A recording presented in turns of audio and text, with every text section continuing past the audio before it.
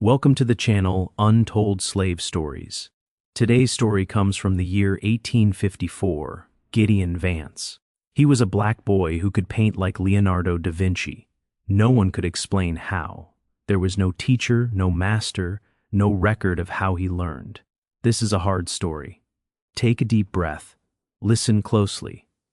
Before we start, subscribe to the channel and write in the comments the city and country you are listening from. Your presence helps keep these stories alive instead of lost to time. Let us begin. In the summer of 1854, something happened in Charleston, South Carolina that historians have never fully been able to explain. On June 17 of that year, inside the grand ballroom of the Planters Hotel on Meeting Street, more than 200 of the most powerful people in the American South gathered for what they believed would be a joyful celebration. They arrived wearing their finest clothing. The men were dressed in tailored suits brought from London. The women wore silk gowns worth more than many families earned in an entire year. They drank French champagne and ate oysters brought fresh from the coast that same morning. They were there to honor a young white man named Thomas Ashworth, who at only 24 years old had become the most praised painter in the South. But before that night ended, every person in that room would see something they could never forget. A revelation so shocking that newspapers from Richmond to New Orleans would place it on their front pages. A truth so disturbing that powerful men would spend years trying to hide it. And at the center of it all was not Thomas Ashworth, but a 17-year-old enslaved boy whose name most of the guests had never even heard spoken. His name was Gideon, and this is his story. To understand what happened that night in Charleston, we must go back 14 years earlier to a cotton plantation about 43 miles northwest of the city. The Ashworth Plantation stretched across nearly 3,000 acres of rich Carolina low-country land. In 1840, it held 112 enslaved people who worked from before sunrise until well after dark. The plantation belonged to Cornelius Ashworth, a third-generation planter whose family wealth came from cotton and rice. Cornelius was known throughout the county as a hard man, not cruel in a dramatic way, but cold and precise. He viewed the people he owned as property and investments, nothing more. He recorded their births and deaths in the same leather ledger where he noted the purchase of plows and the sale of cotton bales. In March of 1840, an enslaved woman named Ruth went into labor in one of the small wooden cabins behind the main house. Ruth was 22 years old. She had been bought by the Ashworth family at the age of 12, taken from a slave market in Savannah. Over 10 years she had worked in the fields, then the kitchen, and finally the laundry. She was known for her quiet strength and her ability to carry heavy burdens without complaint. The labor was long and painful. It lasted nearly 18 hours. The other women helped as best they could, but there was no doctor, no medicine, and no real help beyond their own hands and knowledge. Just before dawn on March 14th, Ruth gave birth to a baby boy. He was small but alive, his lungs strong enough to cry into the cold morning air. Ruth held her son for less than an hour. She named him Gideon, after a Bible figure she had heard about during Plantation Sunday services. Then the bleeding that began during childbirth would not stop. By the time the sun rose over the Carolina pine trees, Ruth was dead. The baby Gideon was taken in by an older woman named Cora, who had already raised 6 children on that plantation, 4 of whom had been sold away to other states. Cora fed the infant with milk soaked into a rag and kept him alive through those fragile first weeks. She later told others that from the very beginning there was something different about the child.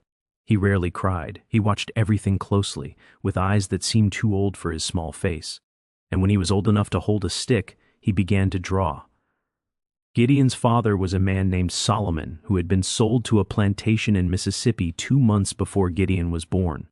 Solomon never knew he had a son. He died of fever in 1847 without ever learning Ruth had been pregnant. This kind of loss was common under slavery. Families were torn apart, children grew up without knowing their parents, and the system was designed to destroy human bonds. By the time Gideon was 5 years old, he was already working. As was normal for enslaved children, they were forced to work as soon as their bodies allowed it.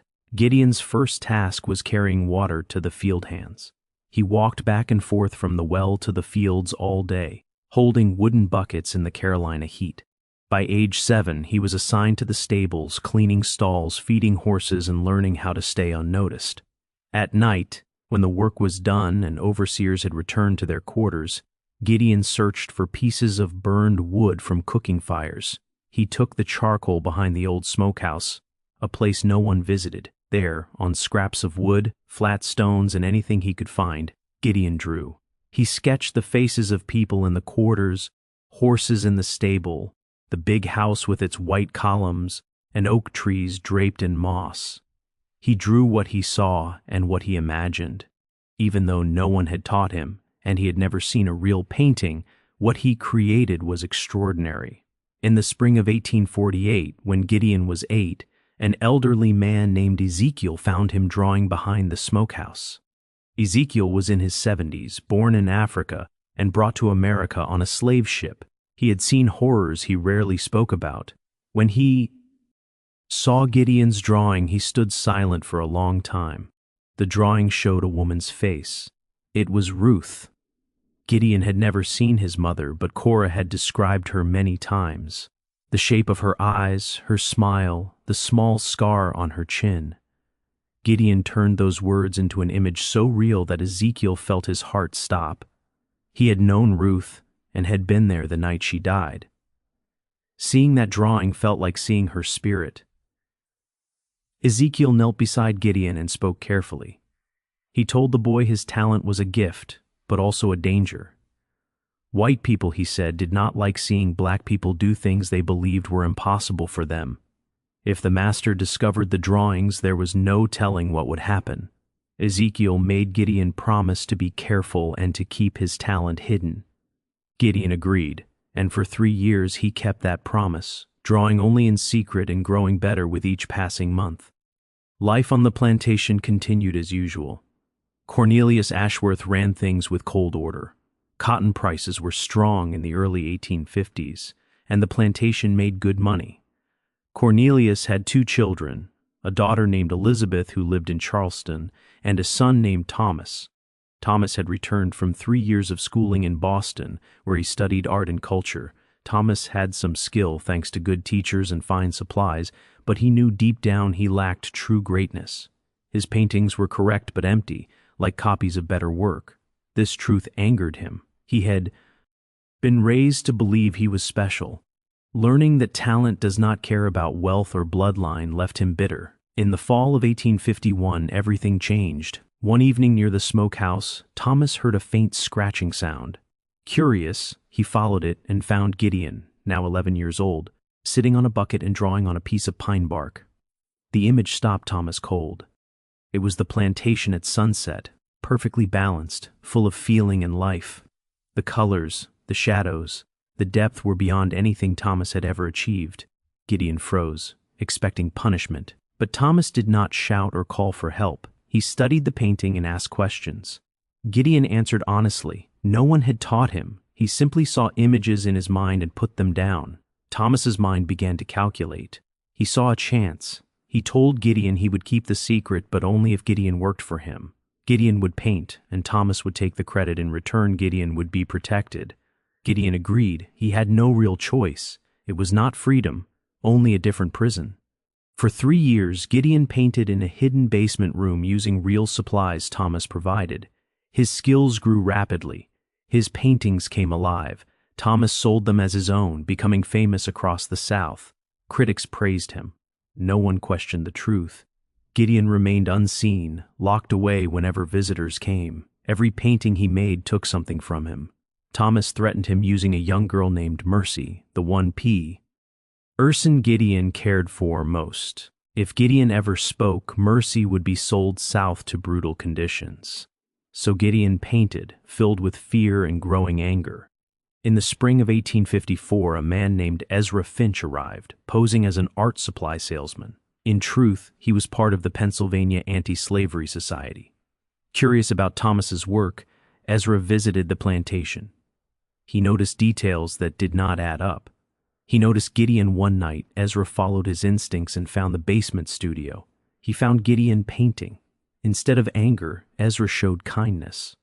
Slowly, Gideon told him everything. When the story ended, Ezra knew he had to act. Ezra offered escape through the Underground Railroad, but Gideon refused to simply disappear. He wanted the truth revealed. Together they formed a plan. The governor's commission would be the moment. Gideon would paint 2 works, one for Thomas and one hidden. The hidden painting would tell the truth. It would be a confession that could not be denied. The center of that painting was a self-portrait. Gideon had never painted himself before. Thomas had never asked for something like this before, and Gideon had never imagined painting himself. But now he stood in front of a small mirror that Ezra had secretly brought into the studio. For the first time, he studied his own face the way an artist studies a subject. What he saw surprised him. He had expected to see a victim, a boy crushed by years of slavery and abuse. Instead, the face looking back was strong. The eyes were intense. There was strength there, a force that years of bondage had failed to break. He painted that strength. He painted himself not as a slave, but as an artist, a creator, a human being with dignity and value. In one hand, he held a brush like a weapon. Behind him, flames swallowed a plantation that looked very much like the Ashworth estate. Spread across the painting, hidden within small details, were the faces of everyone Gideon had known in his 17 years of life: Korah, who had raised him; Ezekiel, who had warned him; Ruth, his mother, rebuilt from Korah's words and his own imagination; Mercy, the little girl he had promised to protect; and in the corner of the painting, clear and impossible to miss, was a signature. Gideon, not Thomas Ashworth, Gideon. One word that told the truth. As June drew closer, preparations for the governor's ceremony grew more intense. Thomas was busy with social events, attending gatherings and giving interviews about his upcoming masterpiece. He visited the basement studio less often, confident that Gideon would finish the work as ordered. This gave Gideon more time to focus on his secret painting, adding layers of meaning and detail that would only be understood by those who looked closely. Ezra Finch had left the plantation weeks earlier, but contact continued through a network of trusted allies. Ezra arranged for several members of the Underground Railroad to be in Charleston on the night of the CE. Remini. If anything went wrong, if Gideon and Mercy needed to flee quickly, help would be waiting. On June 15th, 2 days before the ceremony, Thomas came down to the basement to inspect the completed painting. He pulled away the cloth covering the large canvas and stared at what Gideon had made. It was stunning. The painting showed the founding fathers of Charleston standing by the shore, watching ships arrive from across the sea. The colors were deep and rich. The balance was perfect. Every face looked real and alive.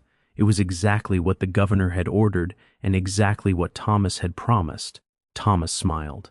He placed a hand on Gideon's shoulder in a rare show of approval. He said this painting would make him famous across the entire South. He called it the greatest achievement of his career. Then he left the studio in high spirits, already dreaming of praise and admiration. He did not notice the second painting hidden behind the first. He did not see the look in Gideon's eyes as he watched him go. The moment of truth was near. On the morning of June 17, 1854, the painting was loaded onto a wagon and taken to Charleston under heavy guard. It was wrapped in thick layers of cloth for protection. Thomas rode beside it, nervous and excited, determined to make sure nothing happened to his masterpiece. Gideon was left behind at the plantation, as always. He was not invited, he was not acknowledged. But Ezra Finch had planned for this. That evening, as the sun set over Charleston, Gideon slipped away from the plantation. He carried only the clothes he wore and a small cloth bundle holding his secret painting, rolled carefully to keep it safe. Mercy was with him, gripping his hand tightly as they moved through the woods to a waiting wagon. The driver was a free black man named Samuel. He earned his living moving goods between plantations, but he was also a conductor on the Underground Railroad. He had helped many people escape over the years. He asked no questions as Gideon and Mercy climbed into the wagon. He nodded once and urged the horses forward. The trip to Charleston took hours.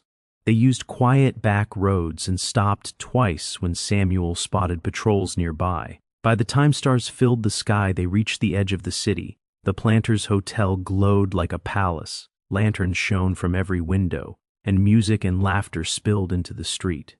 Carriages lined the road as wealthy guests arrived. Inside, more than 200 people filled the grand ballroom. Food and drinks were served, and excitement grew as guests waited for the unveiling of Thomas Ashworth's masterpiece. The painting stood at the front, hidden behind a heavy velvet curtain. Thomas stood beside it, receiving praise from admirers who had not yet seen the work. He wore his finest suit, his hair neatly styled, his smile confident and proud. He had no idea that his world was about to fall apart. Ezra Finch moved through the crowd dressed as a server. An ally had Ivan him a uniform, and he carried a tray of champagne glasses while watching closely. At exactly 8 o'clock, the governor of South Carolina stepped up to a podium next to the covered painting. The room went quiet. He spoke briefly about the value of art in celebrating Southern culture. He praised Thomas Ashworth as a shining example of young Southern talent. Then he pulled the cord. The curtain dropped. For a long moment, no one spoke. The painting revealed was not the Charleston founding scene Thomas had approved. It was something entirely different. A young black man stared out from the canvas, eyes fierce and unbreakable. He held a brush like a weapon. Behind him, a plantation burned. Hidden in smoke and shadow were dozens of faces, the enslaved, the forgotten, the erased, and in the corner, clear to everyone, was one word: Gideon.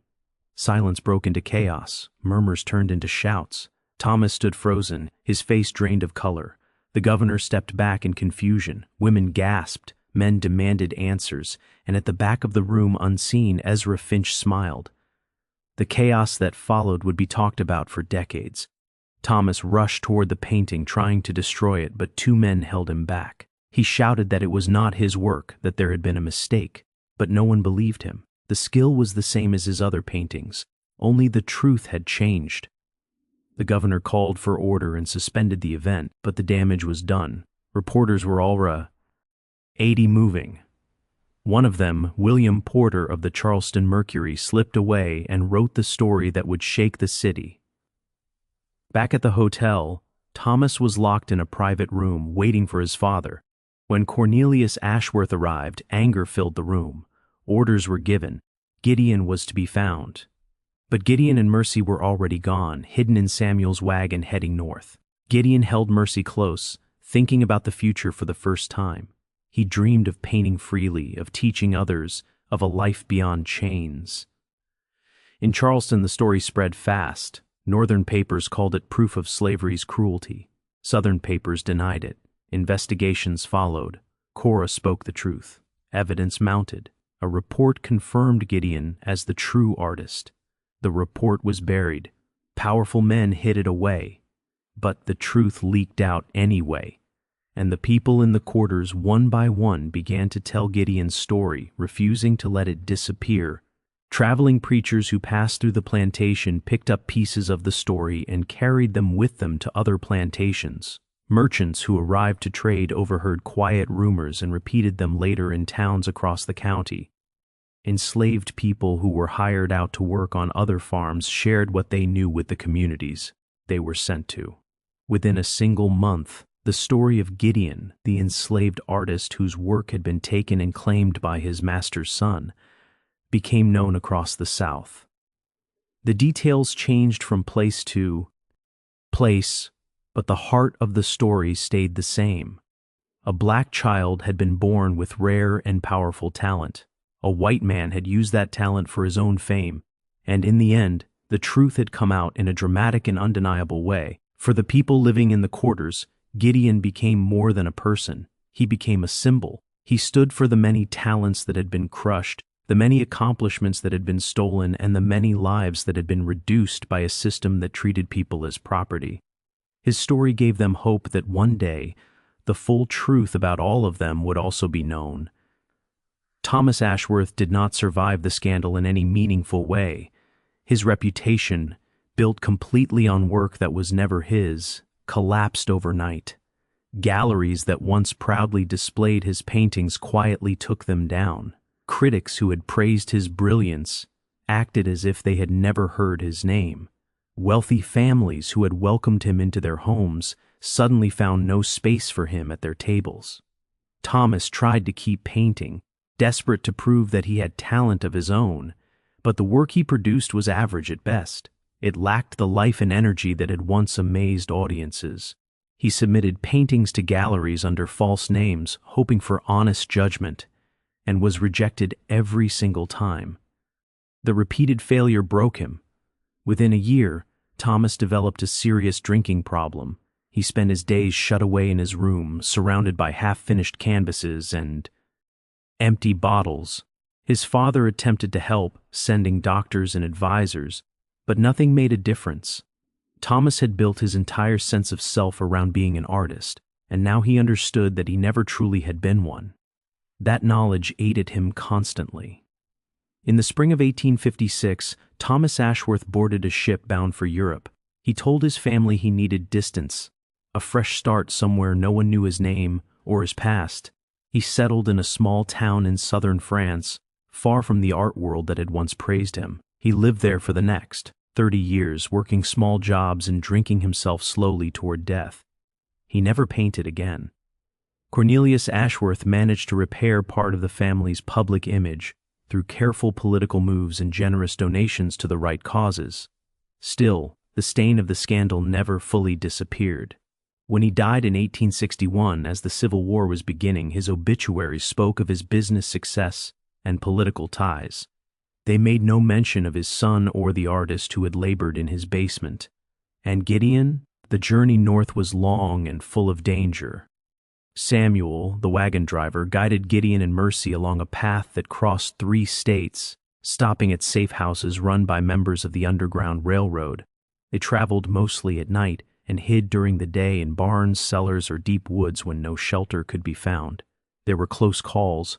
Once a group of slave catchers passed within 50 yards of where they were hid. Ing and Gideon had to cover Mercy's mouth to stop her from crying out in fear.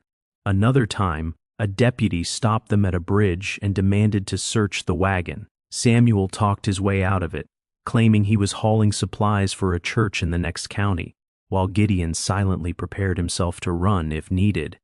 After 2 weeks on the road, they crossed into Pennsylvania. The feeling Gideon experienced when Samuel told him they were standing on free soil was unlike anything he had ever known. He had heard of freedom his entire life, dreamed about it, tried to imagine it. But the reality went far beyond his imagination. It was not only the absence of chains or overseers, it was the presence of possibility, the knowledge that his life now belonged to him. They continued north to Philadelphia, where Ezra Finch was waiting. Ezra had returned to the city immediately after the ceremony in Charleston, knowing he would draw suspicion if he remained in the South. He had arranged for Gideon and Mercy to stay with a Quaker family in Germantown, a neighborhood known for its strong anti-slavery beliefs and its support of escaped slaves. The family's name was Morrison. Jacob and Sarah Morrison were in their 50s, had no children, and were deeply devoted to the abolitionist cause. They welcomed Gideon and Mercy as if they were family returned after a long absence. Sarah made sure they had warm clothing and good meals.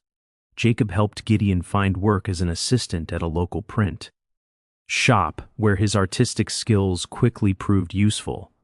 For the first time in his life, Gideon was paid for his labor. He held real money in his hands, money he could use as he wished. It was a small wage, but to Gideon it meant everything. It was proof that his work mattered, that he mattered. He continued to paint in his free hours. Jacob Morrison set up a small studio in the attic, supplying it with materials that Ezra Finch helped purchase. There, under candlelight and oil lamps, Gideon created the first works that truly belonged to him. They were not made for buyers or patrons, they were simply expressions of his memories and emotions. The first painting he finished in freedom was a portrait of his mother. He'd painted Ruth's face from memory for years, but this version was different. It was larger, richer, and more alive than anything he had done before. He painted her not as a slave, but as a queen, filled with dignity and grace that slavery could never destroy. When the painting was done, He hung it on the attic wall. Each morning before he began working, he looked at it and remembered where he came from. Then he picked up his brush and continued, knowing he was honoring what she would have wanted for him. Mercy adjusted to freedom more easily than Gideon expected. Children are resilient, and she was young enough that plantation life had not yet hardened into lasting wounds. She enrolled in a school for black children run by the African Methodist Episcopal Church, where she learned to read and write and discovered a strong talent for mathematics. Sarah Morrison became like a grandmother to her, teaching her practical skills and helping her understand life in free black society in Philadelphia. Gideon watched Mercy grow and thrive and felt a sense of fulfillment deeper than anything art alone had given him. He had promised to protect her, and he had kept that promise. No matter what else happened, that would always matter. The story of the Charleston painting continued to spread through 1854 and 1855. Northern newspapers printed detailed accounts of the scandal, and abolitionist speakers used it in lectures as proof of slavery's injustice. Frederick Douglass himself mentioned the case in a Boston speech, calling Gideon's work evidence of the talent slavery tried to crush. Gideon followed these reports closely, reading every article he could find. He felt pride that the truth was being told, and frustration that he could not step forward and speak for himself. He was still legally a fugitive. Under the Fugitive Slave Act of 1850, he could be captured even in free states. Cornelius Ashworth had placed a reward for his return, describing him as stolen property. If Gideon revealed himself, he would endanger everyone who had helped him. So he stayed hidden, creating art seen only by a small circle, waiting for the moment it would be safe to step into the open. That moment came sooner than he expected. In 1857, wealthy abolitionists in B. Austin organized an exhibition called The Art of Freedom. Its purpose was to display the work of black artists, both free and formerly enslaved, to show the creative power slavery tried to deny. They contacted Ezra Finch, asking if he knew any artists who should be included. Ezra told them about Gideon. The response was immediate. The organizers wanted Gideon's paintings, and they wanted Gideon himself. They promised protection, legal support, and public defense if anyone tried to claim him under the Fugitive Slave Act. It was a serious risk, but Gideon chose to take it. In October of 1857, Gideon Vance walked into the Boston Athenaeum where the Art of Freedom was being held. He was 20 years old, tall, with serious eyes and hands marked by paint. He wore a suit the Morrisons had bought for him, the first he had ever owned. On the gallery walls hung 12 of his paintings, each signed with his name. The exhibition caused a sensation. Critics praised the technical skill and emotional strength of the work. Visitors were stunned by the variety of subjects and the mastery shown by someone so young. When they learned his story, their respect only deepened. Gideon gave interviews and spoke at abolitionist meetings and churches. He shared his story again and again, not for fame, but for those whose stories would never be heard. He became a symbol of what could happen when talent was allowed to grow, and of what was lost when it was suppressed.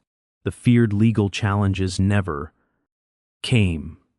Cornelius Ashworth had died the year before, and his estate was in chaos. No one wanted to spend the time or money chasing a fugitive slave case in a hostile northern court. For all practical purposes, Gideon was free. He used that freedom wisely. With money from selling his paintings, he opened a small art school for black children in Philadelphia. The school operated from a rented building in the Northern Liberties neighborhood and offered free instruction to anyone eager to learn. Gideon taught many classes himself, sharing techniques he had developed during long years in the basement studio. The school flourished, producing several artists who later built careers of their own. Gideon refused to take credit, saying the talent had always been there. He was only offering opportunity. In 1861, the Civil War began. Gideon watched with hope that slavery would finally end, and dread for the suffering the war would bring. When the Emancipation Proclamation was issued in January 1863, he painted a powerful image of enslaved people looking up at golden words in the sky, their faces showing joy, disbelief, relief, and cautious hope. The painting was widely reproduced across the North. In April 1865, the war ended. Slavery was abolished, And at 25, Gideon Vance was fully free. He could have stayed in Philadelphia and continued rising in the art world. But something else called him. He returned to South Carolina. This journey was nothing like his escape years before. He traveled openly by train, watching the landscape change, seeing the ruins of a world that once seemed unbreakable. The Ashworth plantation was nearly gone. The big house had burned, fields were wild, buildings collapsed, the quarters were empty. Gideon found the small cemetery where enslaved people were buried. He searched until he found his mother's grave. Ruth had been buried there 25 years earlier, unmarked and untended. Gideon knelt and wept for all that had been taken from him. When his tears were gone, he placed a small painting at her grave, a copy of the portrait he had painted in freedom. It showed her with gentle eyes, wings lifting her toward a star-filled sky. At the bottom he had written, "You gave me these hands. I painted freedom." He covered it with a stone and stood, looking at the ruins around him. Everything that once held power was gone. But Gideon remained. His art remained. His truth remained. He returned to Philadelphia and worked for another 40 years, painting thousands of works and teaching hundreds of students. His art entered museums across the nation, each piece signed with his own name. He married Elizabeth, a teacher at his school, in 1870. They had 3 children. Mercy stayed close, becoming a mathematics teacher and helping run the school. Gideon died in 1905 at 65. His obituary called him one of the great American artists of the 19th century and praised the strength of his genius. At his funeral, his eldest son read Gideon's own words about truth, identity, and freedom. They had tried to take everything from him. They failed. His life proved that talent and humanity cannot be owned. Gideon Vance painted his way to freedom, and his truth could never be stolen.